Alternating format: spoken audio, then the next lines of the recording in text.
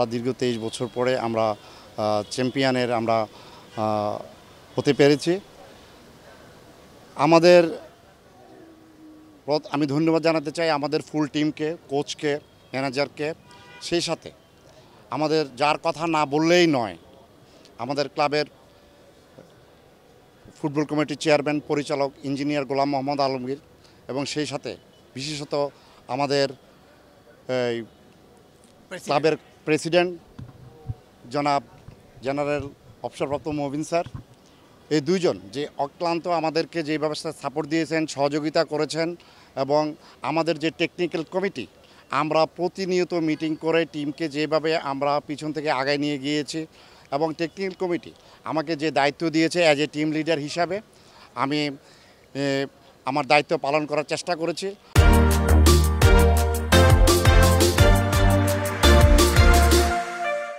আমি মনে করি যে মহান রাব্বুল আলামিনের রহমতে আমি প্রথমবার টিম লিডার হয়ে আমি চ্যাম্পিয়নের সুবাতাস মডার্ন ক্লাবে ছড়িয়ে দিতে পেরেছি।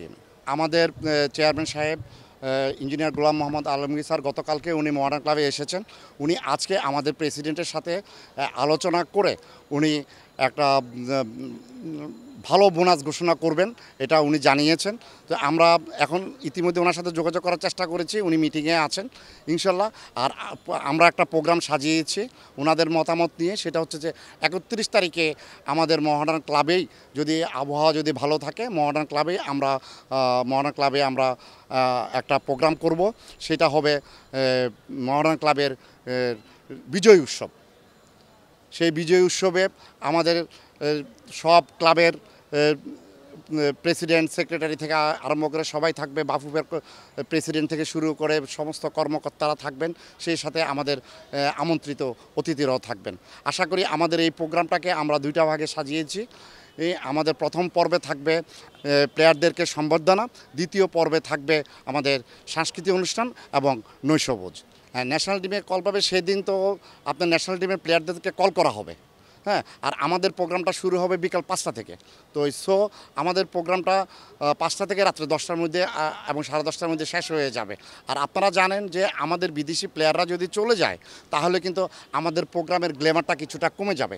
তো আমরা বিদেশি প্লেয়ারদের প্রতি সম্মান রেখে এবং আমাদের এটাকে লিগ শেষ হওয়ার সাথে সাথেই আমরা সেই অনুষ্ঠানটা আমরা করতে চাচ্ছি, পরবর্তীতে এটা যেন ঝিমিয়ে না যায়। কালকে আমার সাথে আমাদের বাংলাদেশ ফুটবল ফেডারেশনের প্রেসিডেন্ট জনাব তাবিদ আওয়াল সাহেবের সাথে আমার সাথে একটা সিটিং আছে। হ্যাঁ, সেখানে আমি আমার আজকের এই মিটিংয়ে আমি অবহিত করেছি যে ওনার সাথে বিস্তারিত আলোচনা না করে আমরা একটা সিদ্ধান্ত নিয়েছি যে আমরা কুমিল্লাতে, আমরা যেহেতু আমাদের হোম ভেন্যু, হ্যাঁ, আমরা কুমিল্লাতেই আমরা সেই ট্রফিটা আমরা নিয়ে আমরা উদযাপন করতে চাই। সেটা আসলে আজকে আমার সাথে প্রেসিডেন্টের সাথে কথা হয়েছে যেটা যে আজকে উনি আসবেন।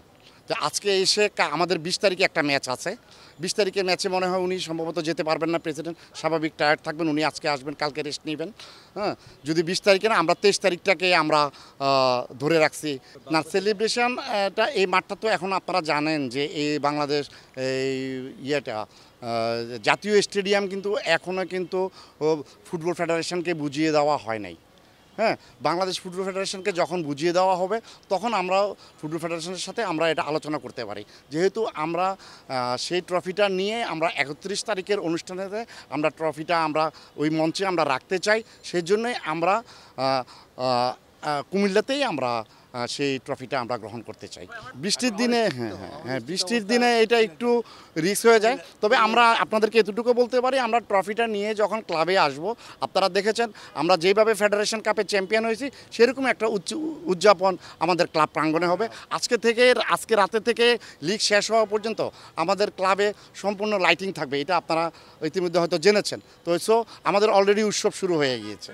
ওই জিনিসগুলি গতকালকে আমাদের ফুটবল কমিটির চেয়ারম্যান জনাব ইঞ্জিনিয়ার গোলাম মোহাম্মদ আলমগীর সাহেব উনি এনশিওর করেছেন এবং উনি বলেছেন যে তোমরা ঈদের আগে সমস্ত পেমেন্ট পেয়ে যাবে এবং আমরা আমাদের পেমেন্ট আপনারা জানেন দেশের সার্বিক পরিস্থিতির কারণে হয়তো একটু ডলারের ক্রাইসিসের কারণে আমাদের পেমেন্ট দিতে একটু দেরি হয়েছে, কিন্তু প্লেয়াররা কিন্তু খুশি মনেই খেলেছে এবং আমরা প্লেয়ারদের পেমেন্ট আশা করি বাকি থাকবে না, এটা আমরা আমাদের চেয়ারম্যান নিশ্চিত করে বলেছেন এবং প্রেসিডেন্টও নিশ্চিত করে বলেছেন। এএফসি কাপের ব্যাপারটা আপনাদেরকে আমি বলি, এএফসি ক্লাবের ব্যাপারে আমরা অলরেডি আমাদের তড়িৎ গতিতে কাজ শুরু হয়ে গেছে। আমরা ফেডারেশনের সাথে সেটা নিয়েও কালকে কথা বলবো। প্লাস আমরা যে এএফসির একটা অফিস কিন্তু ঢাকাতে আছে, সেটা কিন্তু আপনারা জানেন, হ্যাঁ, সেখানেও আমরা যাব এবং আমাদের টার্গেটেই এখন থাকবে যে আমরা এএফসি খেলা। আমরা চ্যাম্পিয়ন হলাম, যদি এএফসি খেলতে না পারি তাহলে তো মহারণের একটা দুঃখ সে থেকেই যাবে। তো সো আমরা আমাদের নেক্সট টার্গেট থাকবে ইনশাল্লাহ এএফসি কাপ। আমরা সবাই আলোচনা করছি, আমরা এএফসি কাপে আমরা খেলবো এবং আমরা পূর্ণ প্রস্তুতি নিয়ে, এবং আপনারা জানেন যে এএফসিতে কিন্তু প্লেয়ারের কোনো বার থাকে না, হ্যাঁ। তো সো আমরা এবং ভালো প্লেয়ার নিয়ে এবং নতুন বছরের জন্য আরও ভালো প্লেয়ার কালেকশন করেই কিন্তু আমরা এএফসিতে যাব এবং দেশের মান রাখার জন্য আমরা চেষ্টা করব। 18 টিমটা লাগবে, 18 টিম তো আমাদের খেলে, 18 টিমেও আমাদের আছে, হ্যাঁ। তারপরে আমাদের ইন্স্যুরেন্স এগুলি, তারপরে ক্লাবের ফ্যাসিলিটিস কী আছে এগুলি আমরা আশা করি আমরা ক্রাইটেরিয়াগুলি আমরা পূরণ করে দিতে পারবো ইনশাল্লাহ। অডিট রিপোর্টটাও দিতে হবে, অডিট রিপোর্টটাও দিতে হবে, সব রিপোর্টেই আমরা আশা করি দিয়ে দিতে পারবো ইনশাল্লাহ। For more updates, subscribe to our YouTube channel and click on the bell icon. Follow us on Facebook and Instagram. Download T-Sports app to enjoy exciting games and highlights. Visit tsports.com.